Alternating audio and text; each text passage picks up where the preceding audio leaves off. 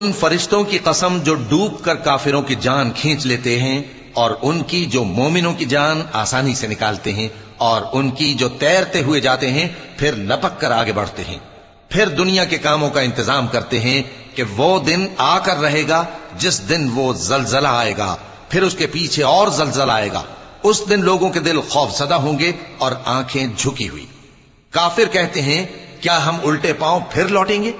بھلا جب ہم کھوکھلی ہڈیاں ہو جائیں گے تو پھر زندہ کیے جائیں گے؟